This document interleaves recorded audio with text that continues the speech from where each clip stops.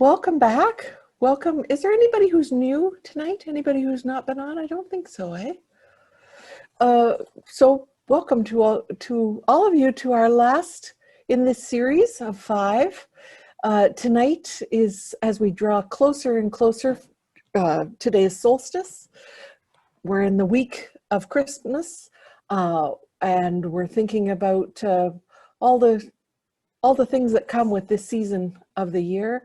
Tonight, the three of us are going to sort of co-host this, and we planned it together, and we're sharing the different parts. And tonight is all about love having the final word, and love being that force in the universe, which is the source of life, source of energy, the natural evolutionary process of love, drawing everything into oneness, into wholeness. And we've been hearing this for a long time. I personally go to Teilhard de Chardin for inspiration about the cosmological Christ and the love that is present and Christ's presence in each of us. So Teresa's going to share her screen, and we'll just do a short, very brief Passover reminder of some of the things that you were invited to read for this week, either to remind us, or if you didn't get a chance, here's a little chance.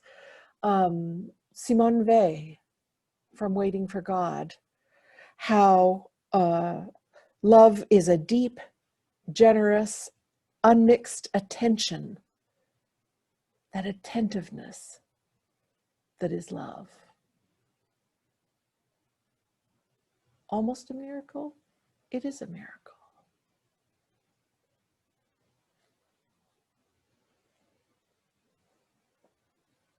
And from Rilke, love as a solitude, a heightened and deepened aloneness in which we, in order to allow ourselves to learn to be ourselves and thereby learn to love others with a more human love, a love that consists of two solitudes, protecting and bordering and greeting each. And from Gibran, the prophet, the secret to lasting love is to let there be spaces in your togetherness, to never engage in the losing battle of two trees attempting to grow into each other's shadow. Love which is gift but not possession. Tonight, we're going to touch upon light and darkness, life and love, the oneness of all of it. And we're going to begin with an opening prayer.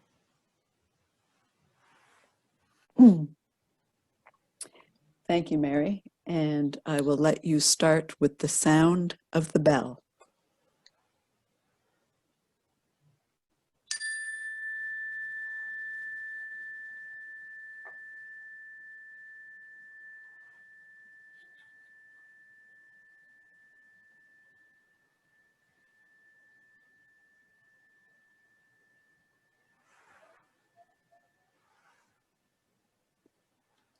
May the sound of this bell penetrate deeply into the cosmos, in even the darkest spots.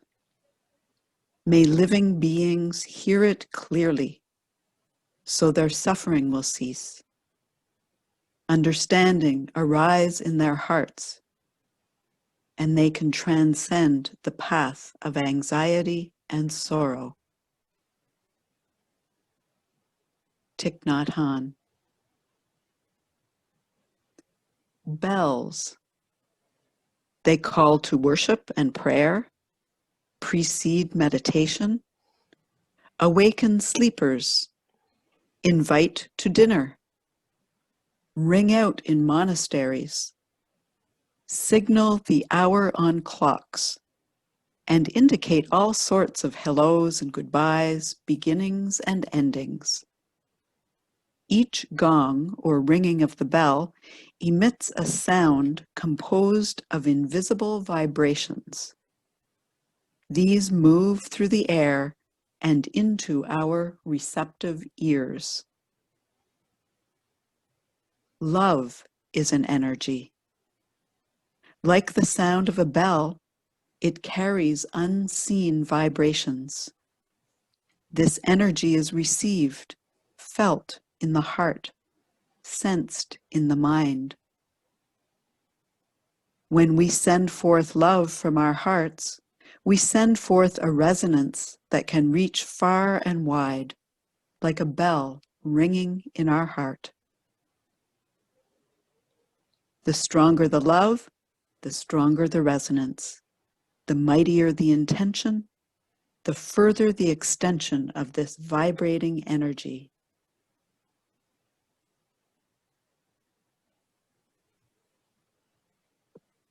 Listen to the resonance of the bell's sound.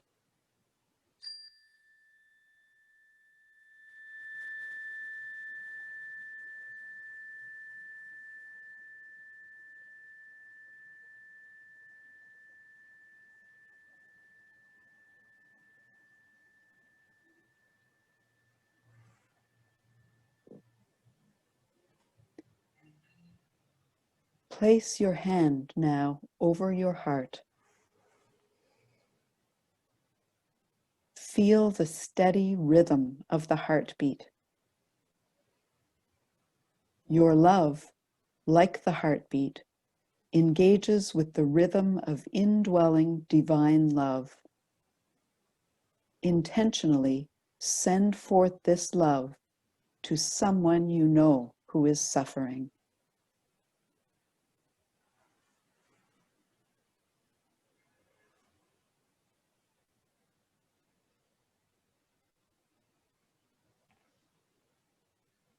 Listen to the vibration of sound going forth from the bell.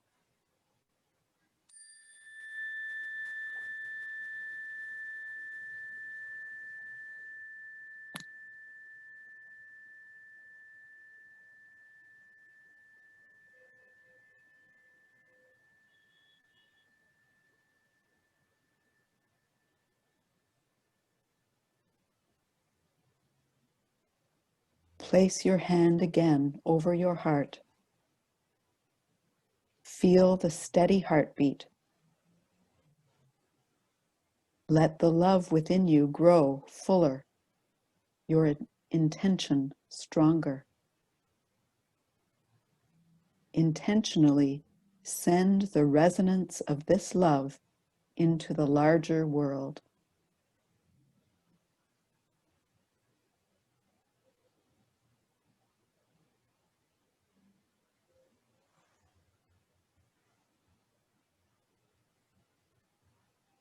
Now let the resonance be a prayer of love.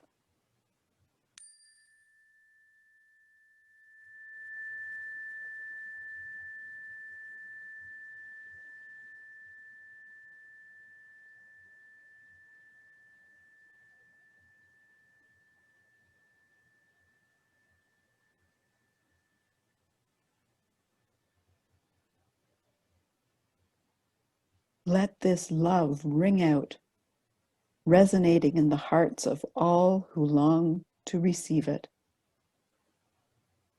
Place your trust in this transforming power of divinity to touch a heart, to change a life, to reach the furthest regions where suffering exists.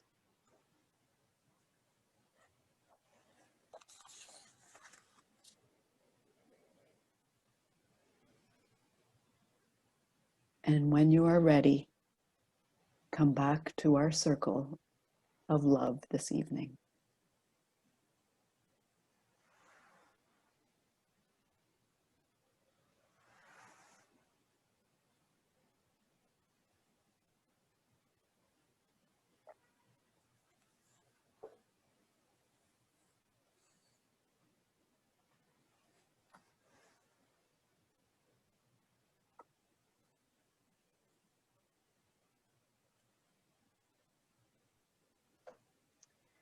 Thank you, Sheila, for that nice, warm opening as we look in the spirit of Rilke to not only be in touch with our own solitude and cultivate that, but to find new ways to reach out across our solitudes to greet one another in love.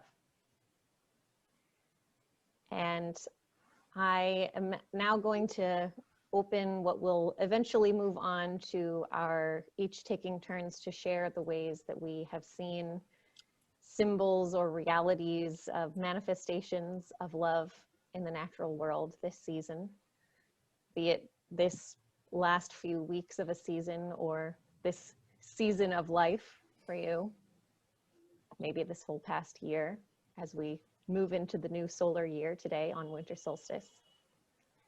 But I'll begin with a bit of a reflection on the phenomenon that we included in our email before this meeting tonight about this interesting event happening in the sky tonight, this Christmas star, or what astronomers are calling the great convergence, the great conjunction of 2020. And this event happening tonight on winter solstice got us thinking a little bit more deeply about the theme that Sister Mary Frohlich introduced for us at our launch session 5 weeks ago on this idea of brilliant darkness as a contrast to the daylight for which we naturally long. And so I'm going to dive in a little bit to some cosmological thought on where we're experiencing love in our universe, brought on by the inspiration of this Christmas star that's emerging from the near juncture, at least from our vantage point on Earth, of Saturn and Jupiter. And I'll open that with a few thoughts on darkness and light.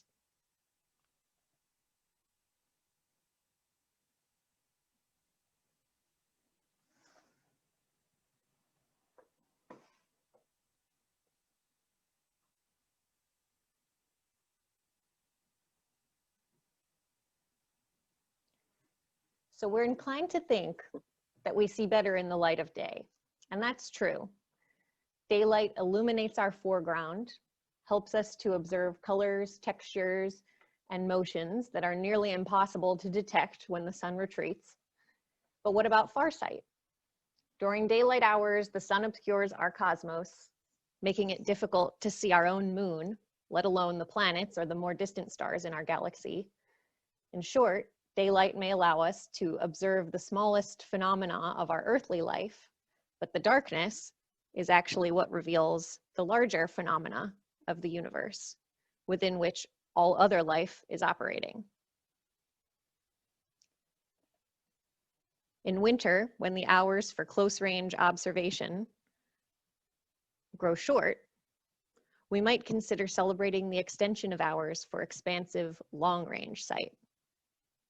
In the brilliant darkness, our near sight, our self-obsession, our illusions of control, our compulsions to go and do constantly are inhibited.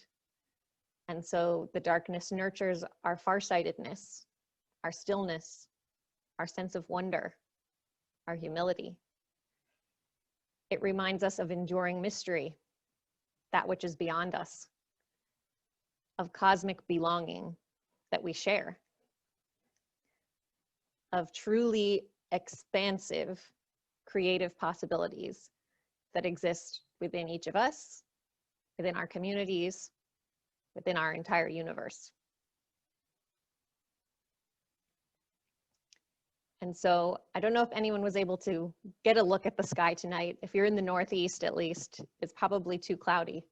And I know you're meant to look in the southwest sky after sunset, and Manhattan is southwest of me. So I had a pretty good idea that I wasn't going to be able to make out any particular star emerging on the Manhattan skyline.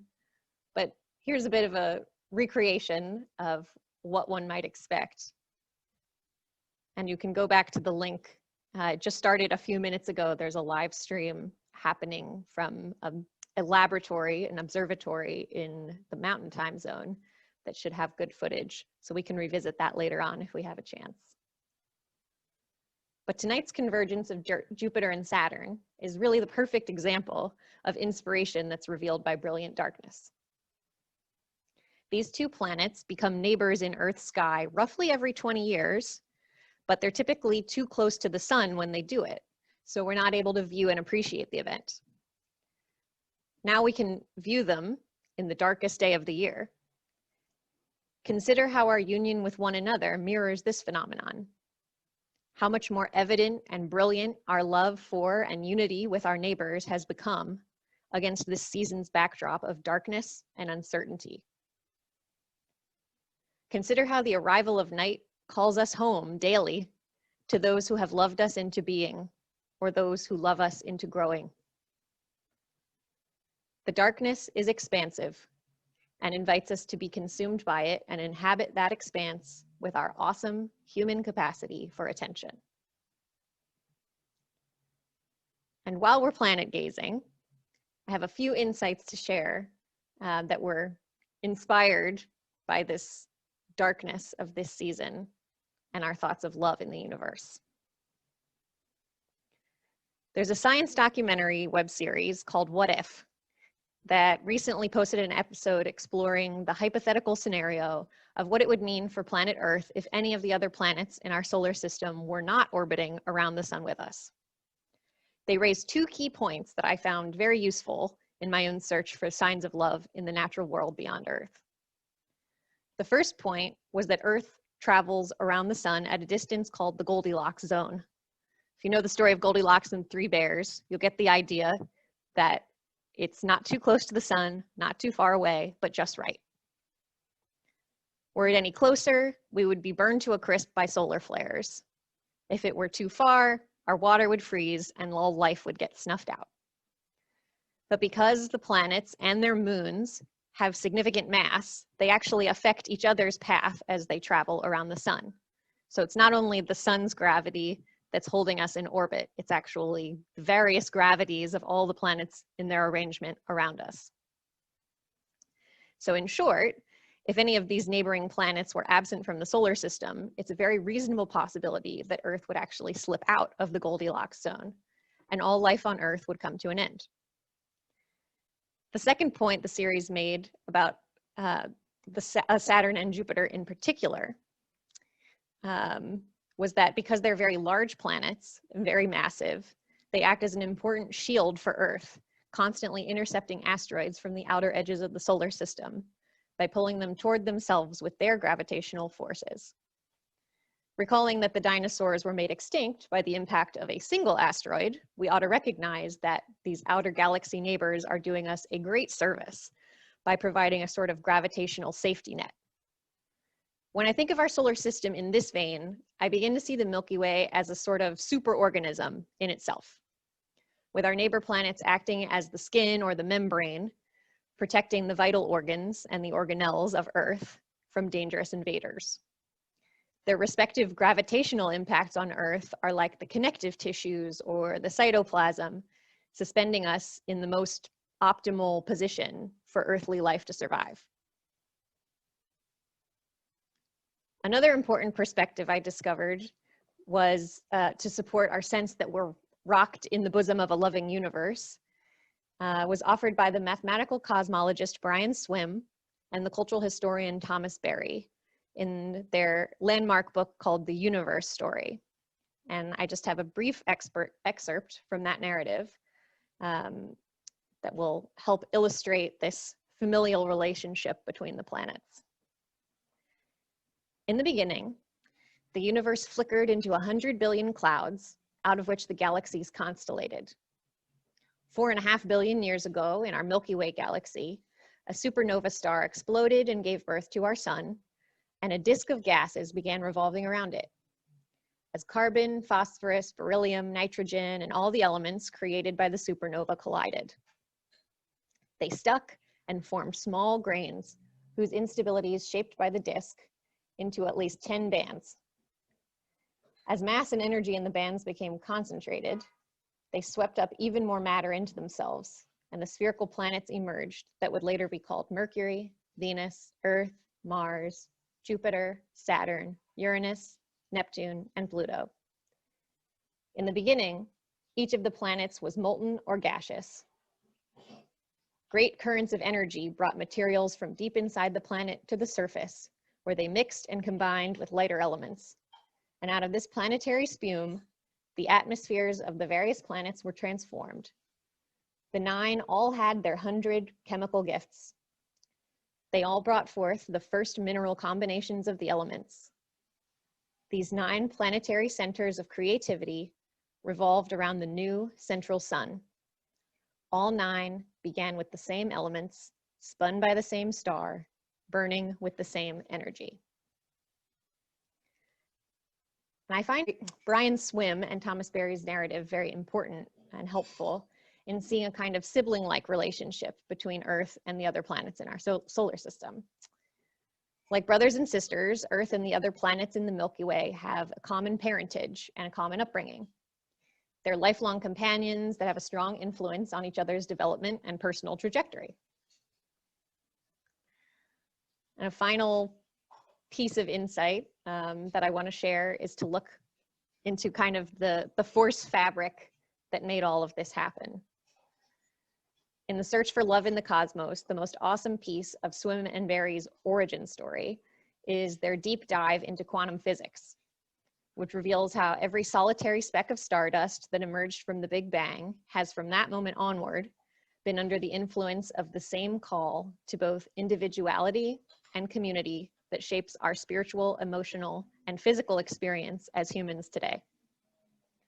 I won't be so bold as to attempt any of the more dizzying descriptions of the quantum physics of how it all happened, but I will do my best to summarize the more salient points, at least, for our search for love in the natural world.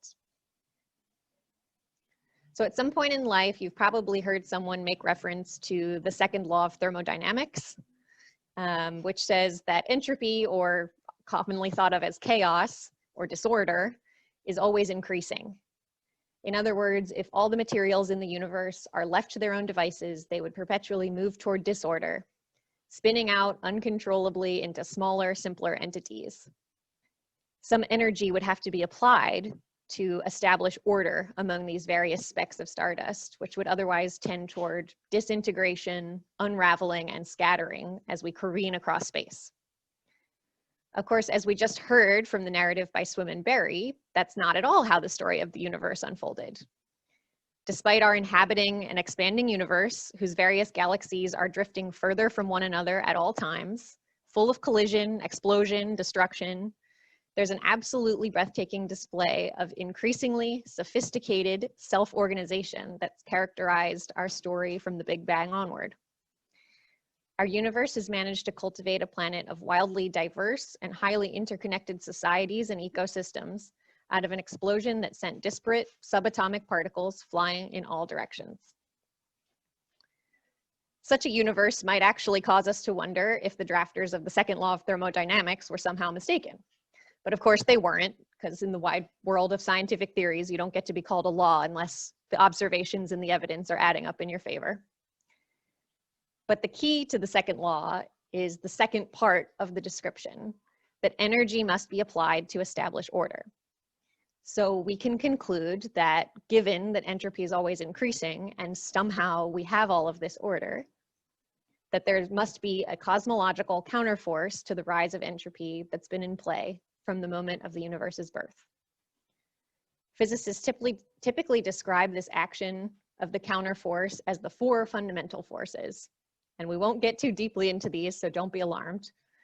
But just so you know, they are the strong force, which in brief binds the nucleus of atoms, the weak force, which allows radioactive decay and essentially fuels the reactions of stars like our sun that kind of keep us all running, gravity, which holds galaxies and planets together in spin, and electromagnetic force, which holds electrons in orbit around the nucleus of an atom and also allows for interaction between atoms to build molecules.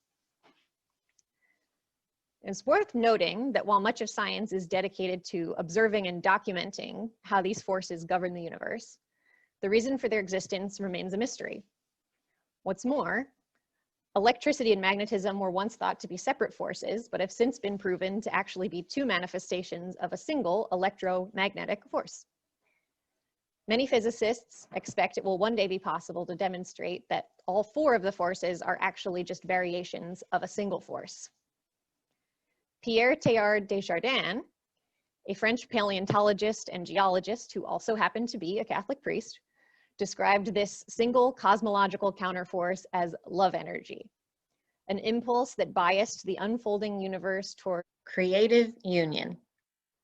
According to Teilhard, this bias is the reason that our universe gave rise to galaxies, planets, and all of Earth's many complex life forms, rather than simply emerging from the Big Bang and then marching headlong into total chaos with isolated particles sailing separately across space.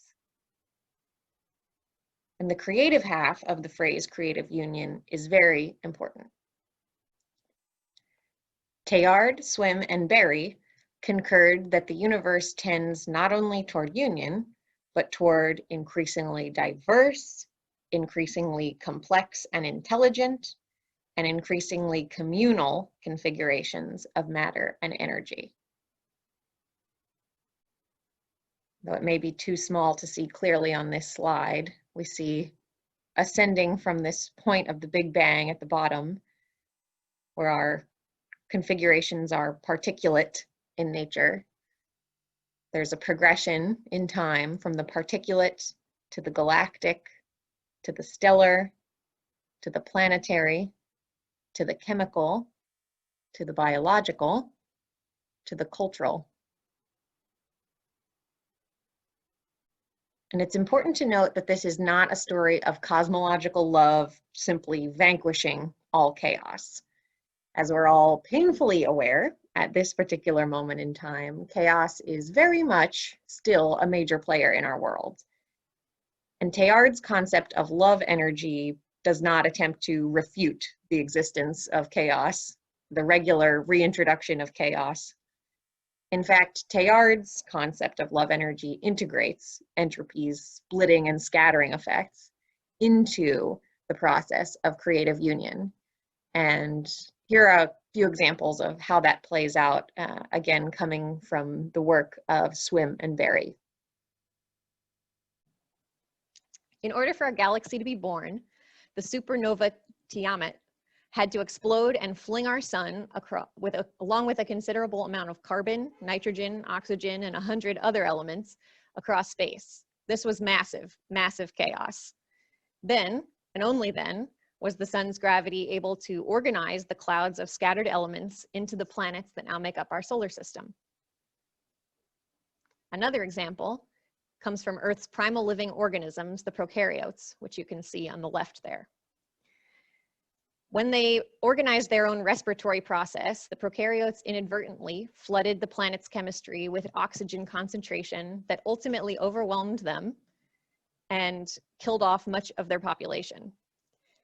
This created an opening in the world on planet Earth for the rise of eukaryotes, organisms that actually have a nucleus to contain their genetic code. The innovative eukaryotes would go on to invent two very important forms of creative union: sexual reproduction and the practice of consuming other living organisms. These were actually game-changing phenomena that caused biodiversity to explode and predator-prey-based ecosystems to emerge on Earth. These milestones in our universe's story illustrate that we are part of an ongoing dance of creative destruction, death and dissolution that fuels the birth of something new, more differentiated, more self-sustaining, and more communal. They tell us, in the words of Teilhard, that the physical structure of the universe is love. In light of these narratives, or maybe better to say, in the brilliant darkness of all these narratives, it would seem well worth our while to carve out a solitude for ourselves in which we can learn to love the celestial family in our winter night sky in a new way. In the spirit of Simone Weil, we can turn to it with deeper, more generous, less mixed attention. We might even ask it, what are we going through together?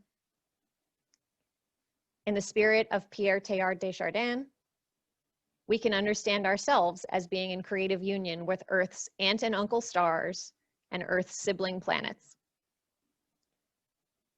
In the spirit of Swim and Berry, we can trace our cosmological heritage of hunger for both individuality and community.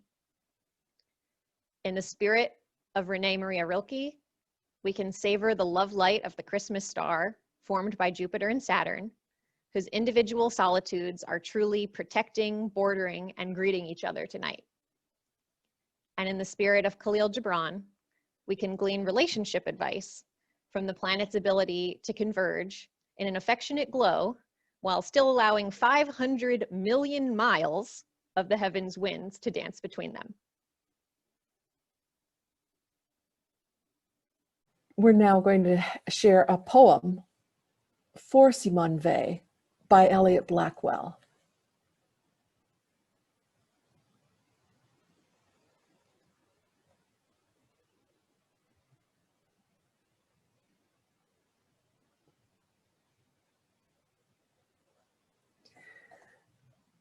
Love bade me welcome, or so George Hebert wrote, but my soul drew back. Why? Because a gift so pure, given from the heart of grace, can never be returned and asks nothing in return. Love is not safe, but is like a sea that batters one in its tempest waves. Love tears away all illusions as if it were the sharp, hooked bill of a falcon as it rips the flesh of its prey without regard. Torn are our illusions, our masks, our attempts at hiding who we truly are. We speak of love, we talk and talk and talk about it without understanding. We write, do not even grasp the furthest edge of love. Yet we reach out desperately, as if we were the woman who felt she would be healed if only she touched the hem of Christ's garment. But what does love, does healing look like? It is a letting go of attachments and becoming exposed like the flesh of a child. Such vulnerability makes us long for cover, for believing in our own misconceptions, like a child who hides beneath his blanket and believing he is invisible to dangers. But we are not children, and if we are to embrace love, we are to embrace both joy and suffering equally. We cannot ungratefully dismiss what we do not want, pain and sorrow, as if they were mere dishes we'd prefer to pass and not taste, wishing only for dessert. Sweetness and bitterness are not separate, not opposites, but are interwoven in such a way that we cannot know one without the other. We cannot make our wishes known as if love were merely Father Christmas or a genie, but we must allow ourselves to understand that the sea, which can be so beautiful, can also wreck us. But we cannot fear the possibility of a raging storm that could render us in two. Our attention, unmixed by anything but pure focus on love itself, is a kind of prayer. It awakens us to the lies we harbor and makes us understand love needs only love. All else does not matter. As you once said, we cannot take a step toward the heavens God crosses the universe and comes to us. You were right. All is grace. All is gravity. All is love. All is light.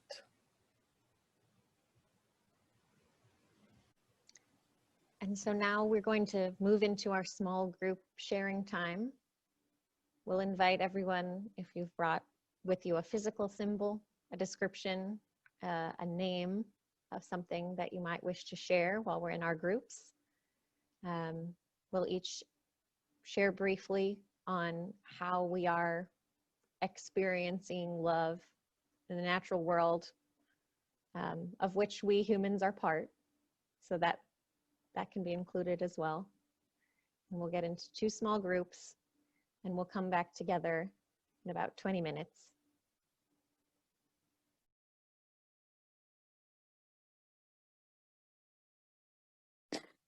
So here we are in our large group, and I'd just like to invite anyone who would like to share anything that you want to bring to the large group. Maybe you shared in your small group or didn't have time to share in your small group. We'll take a few minutes for that.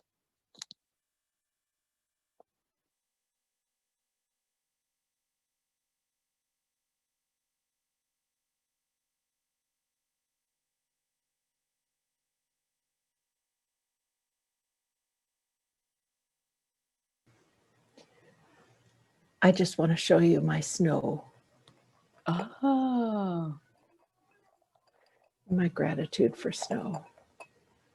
that's what was in the freezer.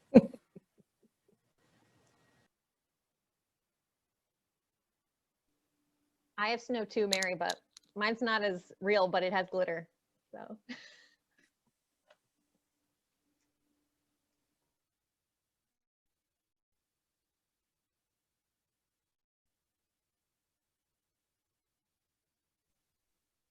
I just share something. One of our small group members mentioned that paying attention and how that is, a form of love, a deep love. And I think just the process of these weeks together of calling us to be in nature is helping us to be that attention, to attention to our earth and attention to ourselves and how we are one with that earth and with one another. Thank you, Peggy. I'm going to invite Teresa and Mary to share again your snow images, but to be a little more descriptive. Yes, so I went out today, and with a glass, I scooped up some fresh snow out of our front yard patio and put it in the freezer to keep it. And it has frozen kind of into one conglomerate shape, but it's just absolutely glowing white, and it's cold, cold, cold. And I have the individual counterpart to your conglomerate. Sorry, it's easier to see if I hold it in front of my face. And this was my symbol of snow, which I said I liked that in this model of it, I'm able to kind of make out the intricacies of that we know exist in snow crystals, but we can't see them with our naked eye. But it's a reminder again of this idea of unfolding and deepening complexity and intricacy in the world all around us, in all of the very many things that have developed over the course of history. This is just another example of, an intricate, very intricate, complex solitude that when it falls from the sky as a single snowflake goes from being one of many to a part of much, being the snow that's on the ground or in your glass.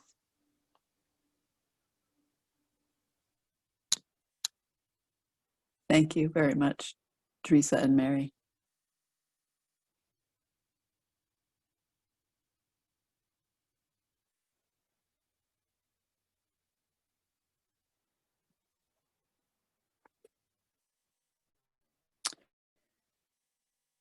Well, I think that we will hold all our sharings, which are sacred to each one of us.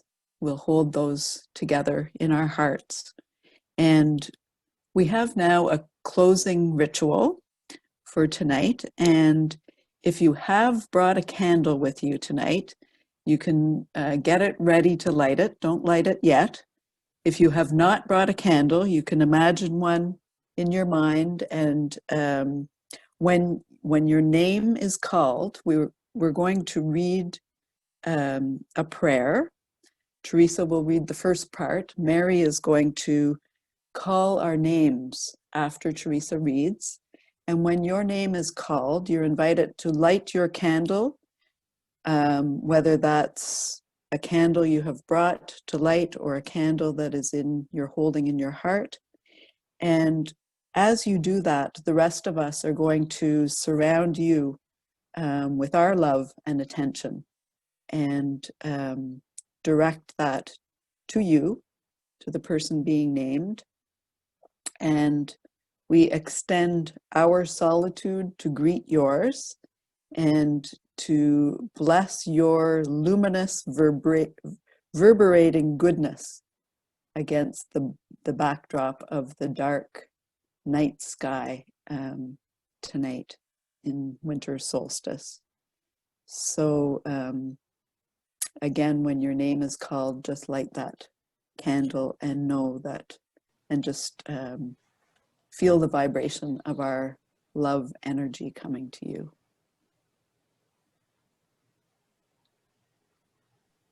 So we pray together this prayer for winter solstice.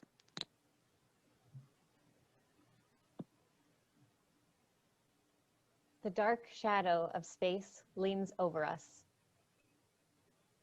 We are mindful that the darkness of greed, exploitation, and hatred also lengthens its shadow over our small planet Earth.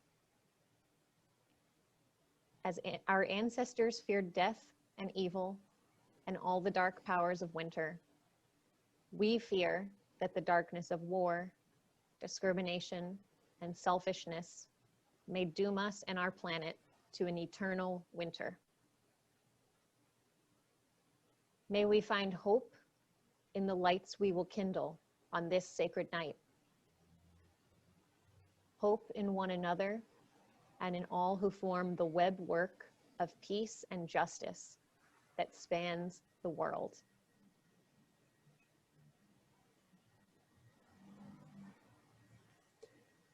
Nora.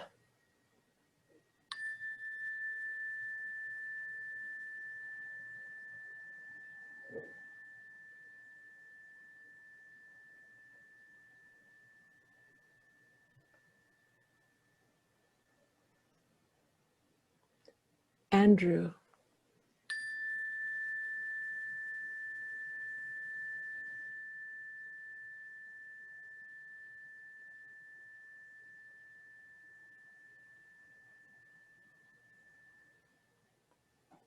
Kelly.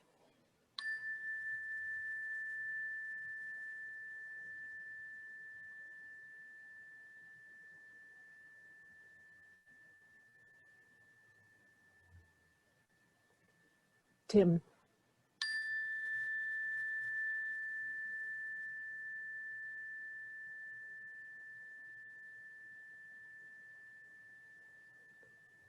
Sheila.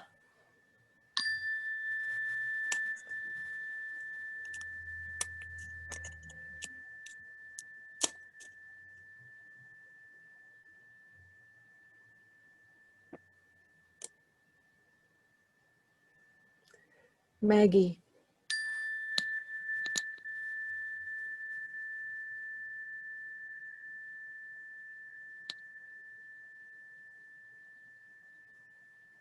Rachel.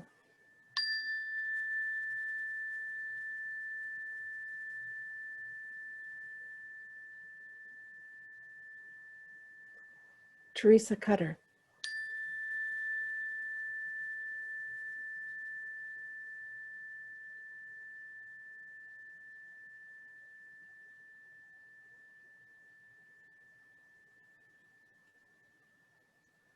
Mary Frohlich.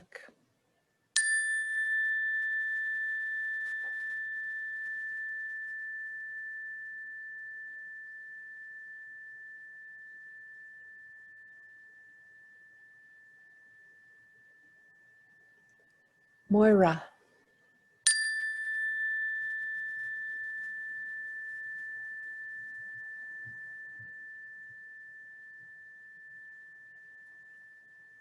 Teresa Blumenstein.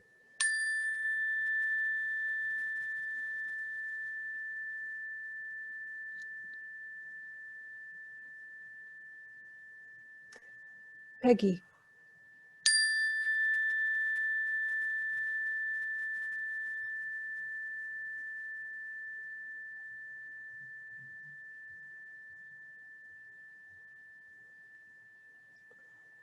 Margaret.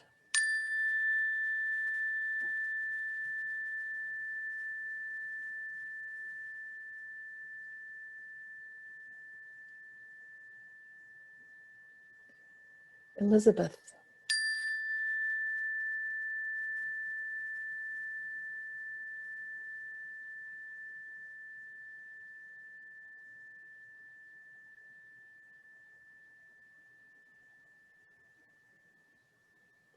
Cecily.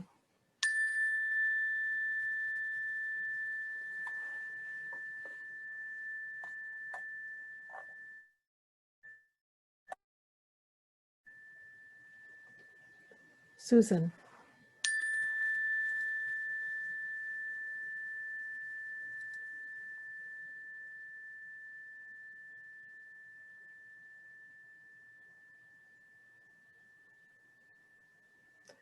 Mara.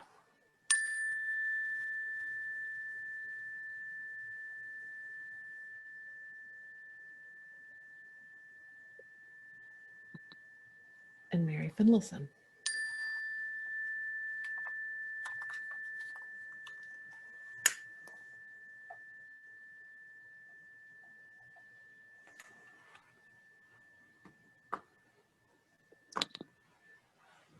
In the heart of every person on this earth burns the spark of luminous goodness. In no heart is there total darkness. May we who have celebrated this winter solstice by our lives and service, by our prayers and love, call forth from one another the light and the love that is hidden in every heart.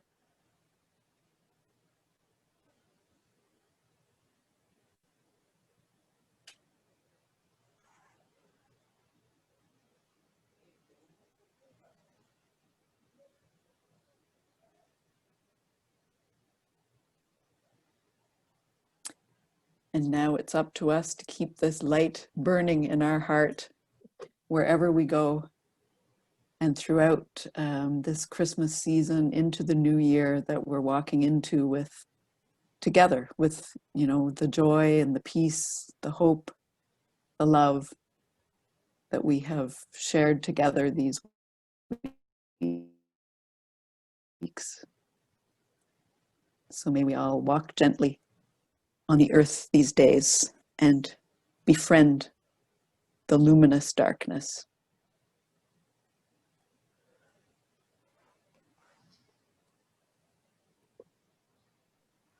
And we'll close with the most perfect final word, which is reminded to us comes from Dorothy Day. The final word is love. To love, we must know each other, and we know each other in the breaking of bread. And we're not alone anymore. Heaven is a banquet, and life is a banquet too, even with a crust, if there is companionship. We've all known the long loneliness, and we have learned that the only solution is love, and that love comes with community.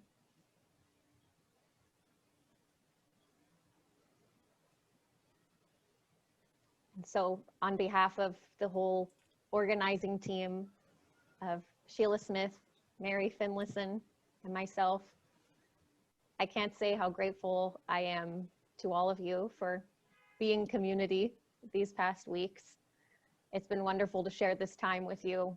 Definitely a challenging time. And here we are. We've arrived at the solstice, the deepest point of darkness.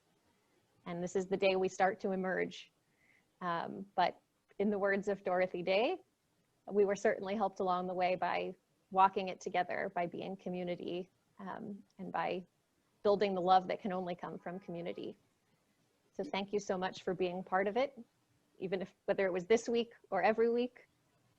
It's been great to walk with you, to find the brilliance in the darkness.